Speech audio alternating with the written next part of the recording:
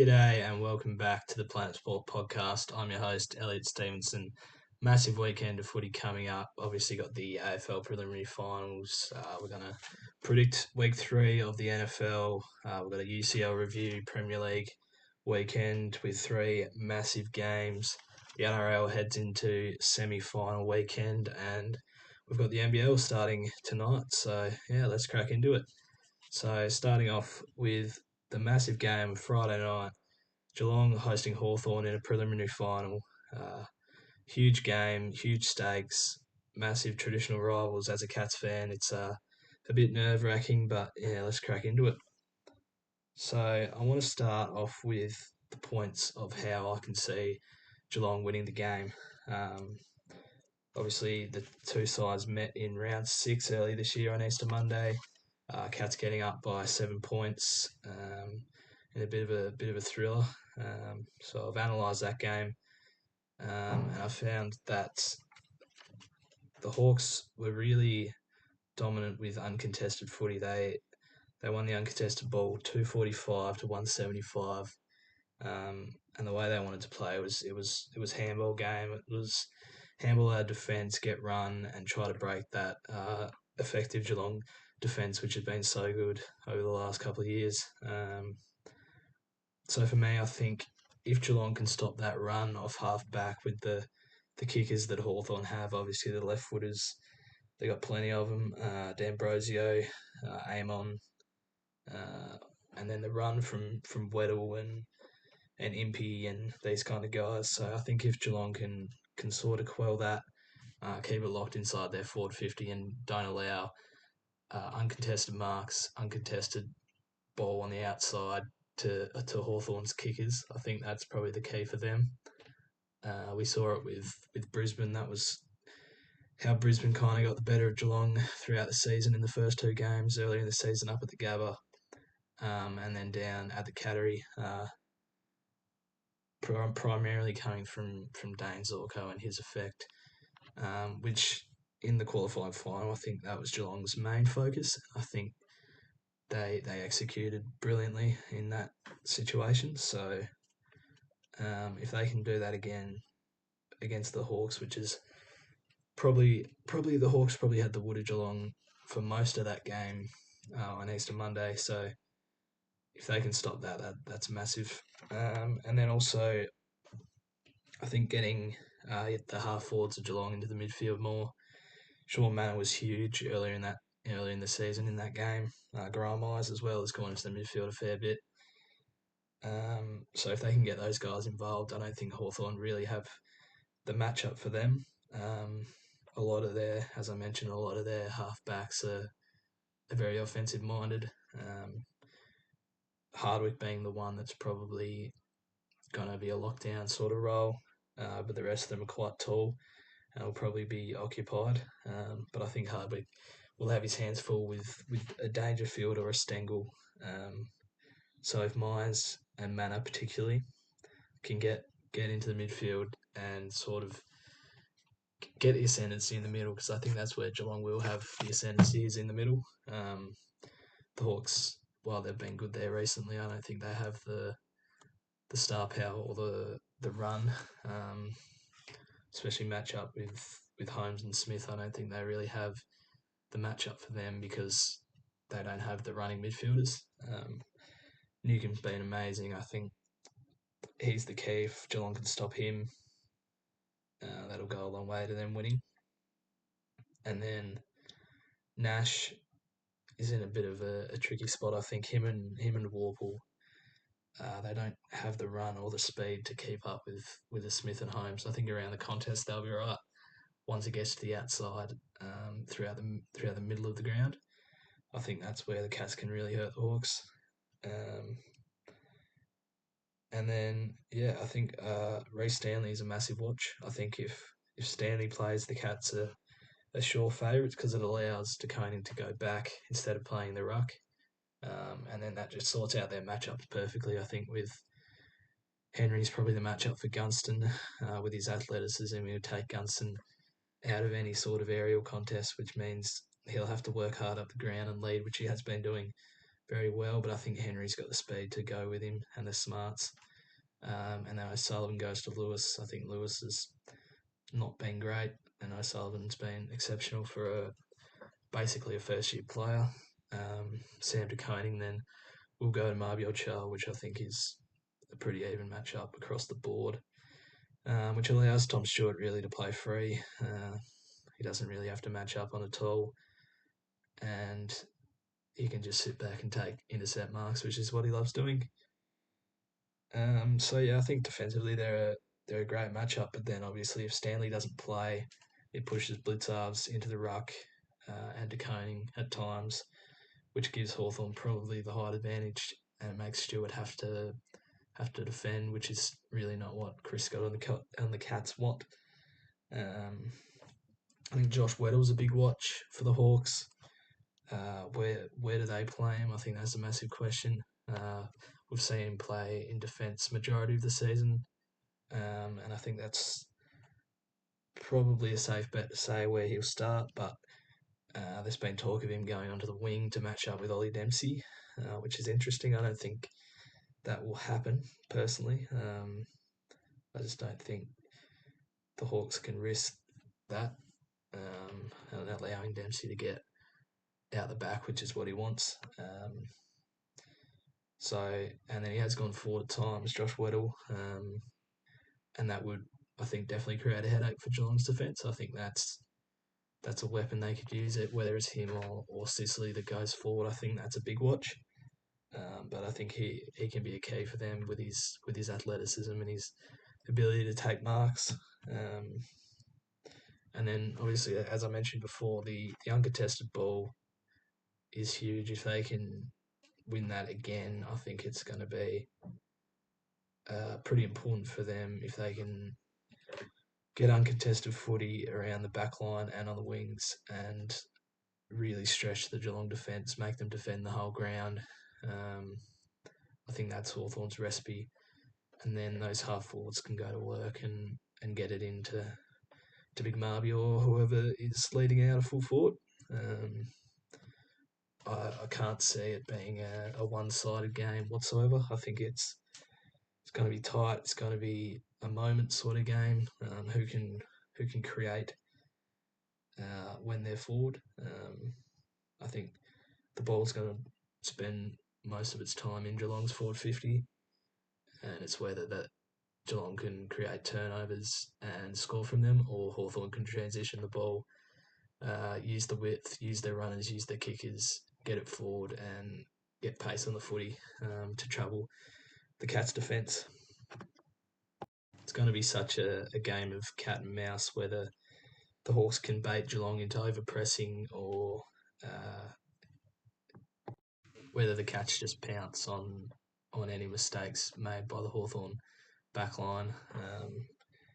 With that, the Hawks really need to be brave with their ball movement. They can't risk playing safe because that's just going to play into Geelong's hands. We saw with Brisbane, they sort of fell into that trap of playing safe by the second quarter when Geelong really got that running. A lot of those goals were off the back of clearances and territory, but then off the back of turnover once they got it in the 50. So what the Hawks can do with the ball is probably the deciding factor of this game. Through the middle, I think it's going to be fairly even. Again, probably Geelong have the ascendancy with their run, with Smith and Holmes. The ability to carry the ball and get more distance on it going forward is going to be huge, but I think other than that, it's going to be pretty even in there. Last time they played Easter Monday, it was 118 or 119 contested ball. And when you compare that to the uncontested footy, it's pretty damning statistic of how that game went. So I do think Geelong will win. I think they're rightly the favourites to win the premiership with the way they've been playing. But as I said, it could go either way. The Hawks are a good outfit, and if they play brave, they play fast, they're going to win. Simple as that. I think if they execute their skills, which is obviously a hard thing to do in finals because of the pressure, But if they can execute, get it forward, get pace, it'll go a long way to the Hawks making a grand final. Now we head to Saturday twilight prelim final. Collingwood hosting Brisbane at the MCG. Just a heavyweight clash. The last two premiers going at it. I mean, what a game this promises to be. I think, like the Hawthorn Geelong game, it's bound to be close. It's bound to be down to moments and who can generate those moments in the second half, particularly. Having a look at the two previous games the teams have played this year, round 6 at the Gabba, the Pies got up by 52 points. Really dominated that whole game. They didn't allow Brisbane to move the ball at all, despite giving up 30 marks, 30 more marks, than they had. Brisbane couldn't get it out of their back line, and they didn't have the precision or the speed off half back to break down Collingwood's defence, which is up there with the best in the comp. They're really well set up by McRae, and I think in round 21 when they met for the second time, and Brisbane won by 27 points. That was probably built off the back of stoppage more than ball movement. They won 54 to 31 clearances. The Lions, 38 to 22 stoppage clearances, and their mids really got on top. It was McCluggage with 34, Will Ashcroft with 30, Lachie Neale 36, and Josh Dunkley with 31. And they just killed him from stoppage. The Pies really couldn't stop their stoppage dominance. And once the ball went inside 450, without Billy Frampton and Jeremy Howe in that game, they didn't have an answer for Logan Morris, who kicked 6 goals. And obviously Lachie Neale is a big out. I mentioned this on the first episode. He's a massive out, and what he brings to the team is huge. But I think what Brisbane have the ability to do is cover his role. I think we saw Zach Bailey go in there when he was out towards the end of the home and away season, and have a pretty big impact there. Not only winning ball, but the damage that he provided kicking goals, setting up goals was massive. So I can see Bailey going in there again and having a similar impact in this game, and potentially winning them the game and being the best player on the ground. It would not surprise me at all. But then again, there is a man on the other side wearing black and white with the name NICK DAICOS, and in the first game they played, he had 38 disposals, kicked a goal, and 12 score involvements, and Brisbane really had no answer for him at all. I still don't really see a matchup for him. I think it's probably going to be Jared Berry at times, Levi Ashcroft at times, but I think it's going to be a Daicos show. I think whatever Brisbane can do to stop him will go a massive way. But it would not surprise me if NICK DAICOS is the best player on the ground and completely tears it apart, both kicking goals and winning footy. He's so clever around stoppage and what he can do. So I would look out for him this weekend. If you put him multi on, get him in there for 30 plus, even 35. He could do it. Freakish. But from looking at the first two games, I think it's a battle of the midfields and who can get on top, really. We know Collingwood's defence is really well set, same with Brisbane. I think around the ground they're pretty even across the board, forward and back. So whoever can win the footy out of the middle, we saw in the first game Collingwood did that and they won. The second game Brisbane did that and they won. Although in the first game Brisbane were inaccurate, they kicked 7 goals, 11. Still lost by 52, so I don't think that's a massive indicator of what happened in that game. But we do know Brisbane's troubles in front of goal. But yeah, I think it's going to be a battle of the midfields, who can get on top in the midfield. And I'm just going to edge it to Collingwood, I think, without Neil. Not as big as loss as everyone's saying, but still a loss. And I think Darcy Cameron in the ruck alongside Mason Cox is much more formidable than Darcy Ford and Oscar McInerney. So it'll be interesting to see if they pick McInerney.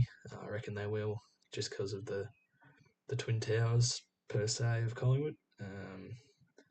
But yeah, massive game. Get keen. We'll have a quick look at the NRL this weekend. The Raiders hosting the Sharks after their pretty heartbreaking loss to the Broncos on Sunday night. I think the Raiders will win this one pretty comfortably and book themselves a prelim with the Storm. Yeah, I can't see the Sharks going deep. And then we have the Bulldogs and the Panthers. Bulldogs hosting the Panthers on Sunday. Stephen Crichton against the old side. I think he's a very underrated player, to be honest. I think he was as big as a loss as Jerome Luai was to the Panthers and has contributed to them falling down the ladder a bit this year. With this game, I can see it going either way, really. It's the experience of the Panthers could play a massive part in this game, but I'm going to edge it to the Bulldogs after the year they've had. They've been really impressive. Matt Burton, obviously, Kikau. Yeah, I think they'll win this one and spell the end of the Panthers dynasty. Staying in Australia, we have the NBL tipping off, this weekend. Jack Jumpers hosting United tonight.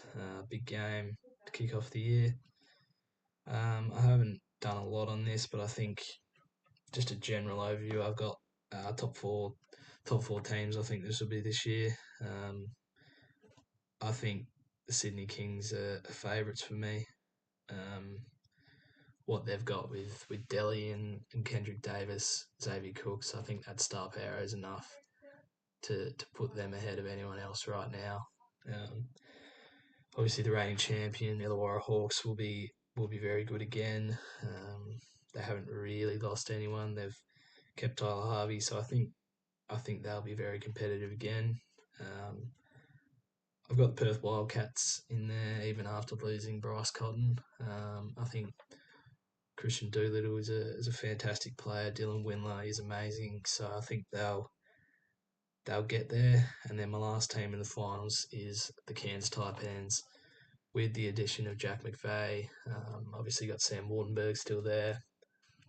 I think they're a genuine threat to the premiership, which is pretty insane to say, really. But I just think Jack McVeigh's an unreal player. Obviously, he's a Jack Jumpers fan. I know what he can do. Yeah, he'll be huge for them this year. And then, yeah, that's about it for the NBL. Now it is time to review some Champions League, the opening week of the Champions League. Arsenal getting a 2-0 win over Athletic Bilbao. Gabriel Martinelli coming on off the bench and having an impact straight away. He scored a goal and got an assist for Trossard. Proved that he can still be an impactful player for them this year. I think his pace is very crucial, especially in the Champions League. I think the way teams defend Arsenal in the Premier League is they're going to sit back, they're going to absorb pressure, and I don't think Martinelli really suits that. I think he'd be much better suited, obviously, in the Champions League with teams that are going to try and play against Arsenal, but also for another team probably lower in the table, something like a Nottingham Forest or a Crystal Palace. I think he'd really thrive at with that pace and that directness. And then we had Juventus and Borussia Dortmund playing an insane 4-4 draw at the Allianz Stadium. This was a terrific game, really. Dortmund going 4-2 up in stoppage time, and then Juventus clawing it back with Lloyd Kelly at the death, scoring a nice goal. Lloyd Kelly has surprised me a lot. when he first went to UA, everyone was a bit confused. Like, this guy's playing for Bournemouth and he's gone to Juventus. Like, he wasn't a star for Bournemouth. He wasn't amazing. He kind of just thought he was grouped in as like another kind of Premier League English centre back that plays for a few years, does all right, and then disappears. But he's gone to Juventus and he's arguably been one of their better defenders since he's been there. He scored on the weekend against Inter and he scores again. A huge goal against Dortmund in the Champions League. It's pretty impressive what he's been able to do. Liverpool this morning getting a 3-2 win over Atletico Madrid. As a proud Liverpool hater, this saddens me a little bit, but they're a good side. They're sort of indicative of the recent change from possession-based control tempo sort of football to the fast, dynamic wingers and quality in transition. They've bought the players for that in Ekitike, Verts, Isak, etc. Frimpong. So yeah, they've kind of gone off the PSG mould of that exciting sort of style that scores goals and creates and puts pressure on defence all the time. Marcus Llorente scoring a double for Atletico. He seems to like playing at Anfield. I think Atleti are the same team they always are. They'll pick up a few shock results here and there, but they won't really be competitive towards the end of the Champions League or the Liga, really. I think the league is probably Barcelona's to lose again. And then Bayern getting a 3-1 win over Chelsea at the Allianz Arena. Harry Kane proving why I think he's still the best striker in the world. I know Kylian Mbappe has been scoring a lot of goals recently. I think Kane, his clinicalness is just unmatched. There's no one that takes chances like him, even Lewandowski at this point. I think Kane's got him covered in terms of chance taking. And then a big game tomorrow, Barcelona travelling to St James's Park to play Newcastle. I think this is the first test of Barca's defence really this year. They haven't really played anyone of great status in La Liga yet.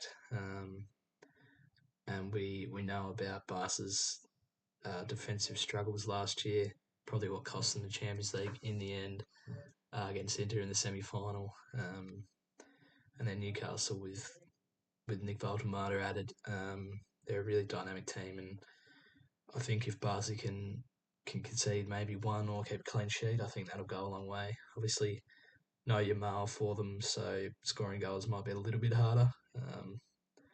But they did score 6 at the weekend, so I think Barca will win this one. I think probably a 3-1. But yeah, massive game. And then the Premier League, another weekend. This weekend, 3 massive games that I'll cover. First one, obviously, being the Merseyside derby, Saturday at 9:30 p.m. for Australians. Liverpool versus Everton, always a big game. And it's Liverpool presumably against another low block, which they seem to struggle with at times against Burnley last weekend. So it will be interesting to see how they break down Everton, what they do going forward. And then the big question for Everton, I think, is the outlet. If Beto can be that outlet, I presume he'll start over Barry. So I'm interested to see, as a proud Evertonian, how Everton can get the ball forward, get territory, and be able to create forward of the ball for guys like Beto, and then obviously Jack Grealish and Iliman Ndiaye will be the driving forces in attack. The other interesting aspect of the game is the fullback situation for Everton. James Garner presumably starting at left back again in place of injured Mikalenko. So he'll be up against Mo Salah, which is not a welcome sight for any fullback in the Premier League, really, especially a guy that's a midfielder and he's playing on the wrong side. And then we've seen that Jake O'Brien's been able to do a job on the other side, so I think that should be no worries. But there is obviously questions about his pace and how he can handle the guys that Liverpool can provide. I think reluctantly I'm going to say that Liverpool win this one 2-0, 2-1 maybe. I don't think it'll be a massive scoreline. These games are always pretty tight, so I'll go 2-1 for Liverpool. And then we have Manchester United hosting Chelsea at Old Trafford on Sunday morning. Huge game for United, this one. If they can get a win here, it will really set them up to win a few points over the next few weeks. And then Chelsea, a bit disappointing to draw to Brentford last weekend, but would be good to break a duck because they haven't beaten Manchester United at Old Trafford since 2013, which is a pretty damning statistic, really. I think Chelsea will win this one. I think we haven't seen a United team this poor since 2013, or they were good in 2013, but I don't think I've seen a United team this poor. Part of that is obviously down to the manager. Part of it's down to, I think the club is just rotten as a whole at the moment. Has been for a few years now, probably since the pandemic. So I'm going to take Chelsea to win this one. I think maybe 3-1. And it would not surprise me at all to see Garnacho get on the score sheet to really compile the misery on the United fans, which would make me smile. And then we have another huge game on Monday morning. Arsenal hosting Manchester City. It feels like a must-win game for both teams, really. Arsenal obviously dropping that game to Liverpool from the Szoboszlai free kick, and then City had 1-2 lost to, so they've had a bit of a shaky start to the year. I think really whoever wins this can set themselves up for a title challenge, and I know it's early in the year, but it's a long road back for especially City if they lose. Losing 3 of their first 5, I think, would be pretty much hard to come back from, I reckon. And this is an interesting one because obviously there's been a lot of talk about how aggressive or not aggressive Arsenal have been against big teams, not willing to attack and put pressure and shoot and put the pressure on opposing defences, especially with the big teams such as City over the last few years and Liverpool. So I think at home in this game, they have to be aggressive. They have to press. They have to, generate chances. They can't just sit back and play for a draw, which I know has been probably a pragmatic thing to do in the last few years. But I think this is their time. They kind of step out of the shadow of City and really put the foot to the throat and prove that they're no longer, the little brother, that they can mount a title challenge against Liverpool, and they're not City's little brother. But having said that, it will be very interesting to see how they cope with the losses they've got. I know Havertz, obviously, Saliba, White, Norgard, and Bukayo Saka, the big one, all out this weekend. So their depth will be tested massively. Madueke, I presume, will start on the right. Gyökeres up front. It's a big game for him. I think if he can score in this one, he kind of proves that he's ready for this level, the Premier League, which there's been doubts about, even though he has scored goals. Having said all that, I think Manchester City might get the job done. If it's not a draw, I don't predict draws. So I'm going to go City to win. I think maybe a 1-0 to City. I think Arsenal may fall in the trap again of sitting back and absorbing pressure, and I think Erling Haaland will score. And 1-0 City. Now we move over to the NFL. I'm going to review the 2 games that were on Tuesday. Buccaneers getting the job done over the Texans. really impressive performance from Baker Mayfield. 215 yards, 2 touchdowns, 0 interceptions. I mean, what can you say about him? He's really proved everyone wrong. The Cleveland Browns, especially. He's loud, he's brash, he's in your face, he's aggressive, and it's really working for him. And the Bucks at the moment, the dual threat they've got with their running backs, Bucky Irving, Rashad White. That's been really impressive and important for them. And then Emeka Ibuka has been a revelation as a rookie, partnered with Mike Evans. So yeah, I'm really excited about the Bucks. I think they can, with Chris Godwin coming back too in the next few weeks, adds another threat for them. I think they can generally challenge in the NFC. Would not surprise me to see them go to the championship game. They've just got so much talent, so much aggressiveness and power, and yeah, I'm really excited about what they can do.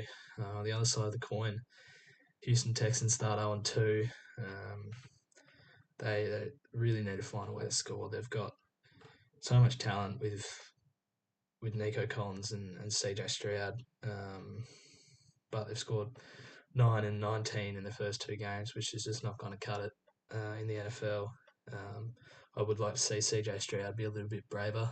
I think he plays safe at times. He plays, whether that's an issue with him or with the offensive coordinator, I don't know. But I think he needs to bite off a bit more. He's thrown 1 interception and 1 touchdown in 2 weeks. Like, I wouldn't even mind seeing him throw more interceptions if it means throwing more touchdowns. Like, it's getting to the point where he's not really having an impact on the games. He looks like, you don't really notice him out there. So I would like to see him get braver. But I think the Texans should be all right. They should be able to recover. I think they'll still make the playoffs.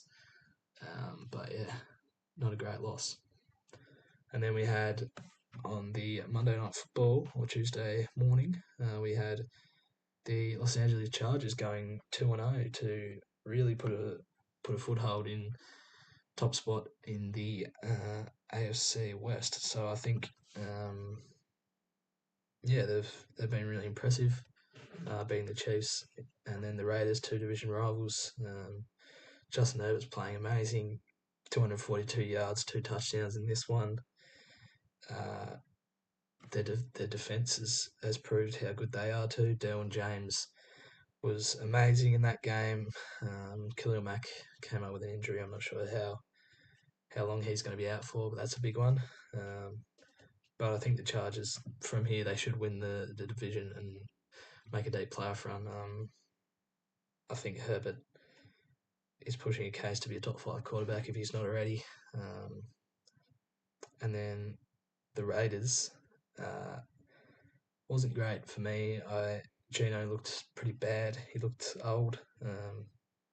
Only 180 yards, and he threw 3 interceptions without throwing a touchdown. Not really what you want to see from a guy you've sort of recruited and said he's your guy. Ashton Genty only got 11 carries. I would like to see him get more. He hasn't had massive rushes, but I think watching the games, he's looked pretty good. He's broken tackles at times, and he's been pretty solid for them. So I would like to see him get involved more, getting more touches of the ball. He's only a young guy, so he's going to gain confidence as he goes, as he gets more of the ball. So yeah, give him the ball more. And I don't think it's the end for the Raiders. I don't think they're going to be super competitive, but I think there's still room to grow, room to improve. And then we'll finish off with NFL Week 3 predictions. Big week of football. So Thursday night, Friday, we have the Buffalo Bills defeating the Miami Dolphins for me. It's pretty cut and dry. I think Josh Allen's amazing. They've got so many weapons. I think the Dolphins are pretty poor, so Bills will win that one. I've got the Colts beating the Tennessee Titans. I think Daniel Jones is going to continue being pretty important for the Colts. He's been really good since he's got there. Indiana Jones and the Titans. I've sort of liked what I've seen out of Cam Ward. His first touchdown pass was very impressive. He's got a lot of talent, obviously. I just don't think they have the players right now to be able to compete with the Colts. I've got my Eagles defeating the Rams. Not super confident about this one. Bit of a danger game. The Eagles haven't looked really impressive, really. They haven't put scoreboard pressure on teams. They haven't been able to connect with the wide receivers in Devontae Smith and AJ Brown. Nevertheless, I think they'll be too good for the Rams, who have looked decent, and they always are decent. But I'll take the Eagles in this one. I got the Commanders defeating the Raiders. We just talked about the Raiders, obviously. Jaden Daniels under an injury cloud. I think the Commanders still a good team, and I think they'll get the job done over the Raiders. I've got the Patriots defeating the Steelers. Really didn't enjoy what I saw from Aaron Rodgers and the Steelers last week. So I think the Patriots are not a bad side. I like Drake May. I think they'll get the job done. I've got the Packers defeating the Browns pretty easily. Would like to see the Browns start Dylan Gabriel in this one instead of Joe Flacco. But nevertheless, I think the Packers defense and Jordan Love's playing good footy. I think the Packers will win this one. Buccaneers over the Jets. Just spoke about the Bucks. Jets, it's looking rough, looking very rough. So I think the Bucks will get off to a 3-0 start, which is pretty good for them. The Falcons over the Panthers. Michael Penix getting his first win for me. Bryce Young just doesn't look up to it for me. For the Panthers, I think the Falcons will win this one. They've got a decent side. Vikings over the Bengals. I was sort of flip-flopping between both JJ McCarthy and Joe Burrow, both not playing this game, both out for a few weeks. I think the Vikings, purely based off their defense and their coaching, will win this one. Carson Wentz coming in. Yeah, it's not going to be a quarterback battle to remember, that's for sure. There's going to be a couple of elite wide receivers, the two best in the league, with probably the two worst starting quarterbacks right now, which is going to be an interesting watch. But I think the Vikings just Wentz over Browning, which is, never thought I'd say that. And then the Texans will bounce back, I think, against Jacksonville. Jacksonville, new coach, looked pretty good round week 1, and then not so good week 2. I think the Texans they need it, and I think they'll get it. The Chargers will defeat the Broncos. I think it's another game in the division, and I think they'll win it again. Pretty interesting. They have the first 3 games against all 3 of their division rivals. They say the divisional games are worth 2. So if they start 3-0, they'll be realistically 6-0, which is unbelievable, really. I think they'll win this one. Justin Herbert continue on. Seahawks will defeat the Saints. Not a lot of notes here. I don't think the Saints are going to be going deep in the playoffs or making the playoffs or doing anything. And the Seahawks, I reckon we'll see a better Sam Darnold this game. I wouldn't be surprised if he plays really well. They sort of need him to be the secure guy rather than the guy that's turning the ball over. Even if he's not, if he's not prime Aaron Rodgers, he's making the right plays. Cowboys over the Bears. Really liked what I've seen from the Cowboys so far this year. Tough loss to the Eagles in week 1, bounce back in week 2. Dak's been really impressive. If they can keep him healthy, I think they'll challenge for the playoffs. They won't win the division, I don't think, with the Eagles in it. But they could enter as a wildcard team. Could be 3 teams from that division in the playoffs. But I think they'll Cowboys will win this weekend. The Bears, haven't loved it.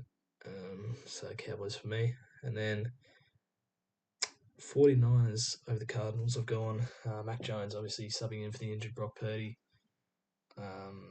Looked alright last week. Three touchdowns, 0 interceptions. I think they'll get the job done. George Kittle's been really good. Christian McCaffrey is back healthy, and I think they'll have too much for the Cardinals in this one. And then Sunday Night Football, I got the Chiefs winning their first game of the year over the New York Giants. I just think they'll be too good for them. They're defensively, the Chiefs have looked pretty good, really. Only gave up 20 to the Eagles. I think they'll win this one. I think Mahomes will stamp his authority a bit and say, we're not losing this one, boys. So I'll take the Chiefs in that one. And then Monday Night Football, Tuesday morning, whatever you want to call it, I got the Baltimore Ravens over the Detroit Lions. Close game, this one. I think it'll be high scoring. It'll be exciting. Definitely tune in for that one. That'll be a good game. I think the Ravens' run game is arguably the best in the league.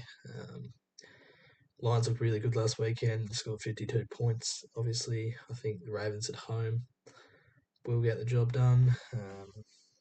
Lamar's he's unstoppable. He's inevitable, and I think they'll win this one. Definitely will be a good game. Tune in.